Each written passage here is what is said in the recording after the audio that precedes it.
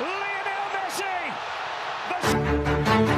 বিশ্বকাপ প্রায় শেষের দিকে, তবে প্রশ্ন এখন একটাই, কে পাবেন গোল্ডেন বুট? সবাই বলছেন ৮ গোল করে লিওনেল মেসি নিশ্চিত গোল্ডেন বুট জিতে গেছেন, কিন্তু একদমই না।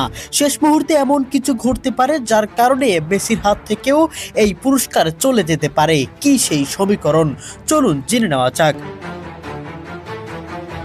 2026 বিশ্বকাপের গোল্ডেন বুটের লড়াই এখন দারুণ জমে উঠেছে। বর্তমানে লিওনেল মেসি ও কিলিয়ান এমবাপ্পে দুজনেরই রয়েছে 8টি করে গোল। তবে অ্যাসিস্টে এগিয়ে থাকায় এই মুহূর্তে তালিকার শীর্ষে আছেন মেসি, কিন্তু এখানেই শেষ নয়। ফ্রান্সের সামনে এখনও রয়েছে তৃতীয় স্থান নির্ধারণী ম্যাচ। সেই ম্যাচে যদি এমবাপ্পে একটি গোলও করেন, তাহলে তিনি 9 গোলে পৌঁছে মেসিকে ছাড়িয়ে যাবেন। সেক্ষেত্রে গোল্ডেন বুট চলে যাবে এমবাপ্পের হাতেই।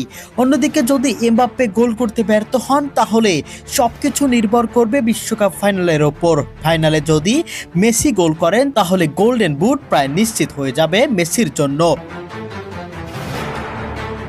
আর যদি মেসি ও এমবাপ্পে দুজনেই আর কোনো গোল করতে না পারেন, তাহলে দুজনেরই গোল থাকবে 8টি। সেক্ষেত্রে ফিফার ট্রাইব্রেকার নিয়ম অনুযায়ী অ্যাসিস্টে এগিয়ে থাকার কারণে গোল্ডেন বুট জিতবেন লিওনেল মেসি। তাই এখনই নিশ্চিত করে বলা যাচ্ছে না গোল্ডেন বুট কার হাতে উঠবে। একদিকে মেসির ফাইনাল, অন্যদিকে এমবাপ্পের শেষ সুযোগ। শেষ 2 ম্যাচই ঠিক করে দেবে এই মর্যাদাপূর্ণ ব্যক্তিগত পুরস্কারের ভাগ্য। এখন বলুন, আপনার মতে শেষ পর্যন্ত গোল্ডেন বুট কে জিতবেন, লিওনেল মেসি নাকি কিলিয়ান এমবাপ্পে? কমেন্টে আপনার মতামত জানাতে ভুলবেন না।